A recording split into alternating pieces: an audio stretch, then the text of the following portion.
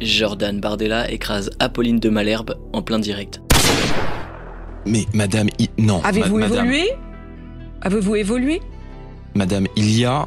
Vous savez combien il y a de réglementations aujourd'hui sur une haie? Pour remettre du contexte, les agriculteurs bloquent actuellement les principaux axes routiers afin de protester contre la misère agricole. Ils sont confrontés à une baisse constante des prix de leurs produits, notamment à cause de la concurrence de l'Espagne ou de l'Europe de l'Est. De plus, les charges et normes administratives ont explosé. Il faut savoir qu'en moyenne, il y a 10 nouvelles lois agricoles européennes par an. Ça fait beaucoup là, non? Les agriculteurs accusent également les grandes surfaces comme Leclerc de faire pression sur les prix, ce qui nuit fortement à leur rentabilité. On peut d'ailleurs constater sur ce graphique qu'en Union Européenne, le lait français est celui qui a le moins augmenté depuis le début de l'inflation. Interrogé sur ce sujet par Apolline, Jordan Bardella est venu remettre les points sur les i.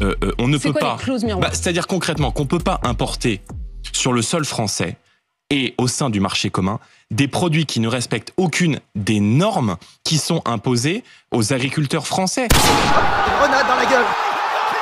Je veux dire, on impose aujourd'hui aux agriculteurs français des normes économiques, sociales, environnementales, toujours plus lourdes, toujours plus difficiles, et en même temps, les produits qu'on fait venir sur le sol européen ne respectent aucune de ces normes et n'ont aucune obligation de respecter ces normes. Comment voulez-vous que les gens puissent être compétitifs? C'est une folie. Grenade, grenade! Ça, hop, grenade dans la gueule! Madame, il y a... Vous savez combien il y a de réglementations aujourd'hui sur une haie? 14. 14. Bon. Comment voulez-vous qu'on soit compétitif?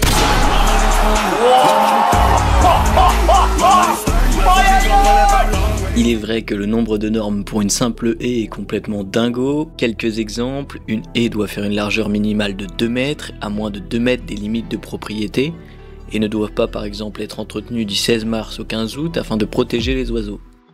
C'est honteux! Les agriculteurs qui ne respectent pas ces lois peuvent être punis en étant privés par exemple de subventions. Pour la fin de la vidéo, je vous propose un débat ouvert. Seriez-vous prêt à payer votre nourriture plus cher afin de soutenir les agriculteurs et si oui, à quel montant?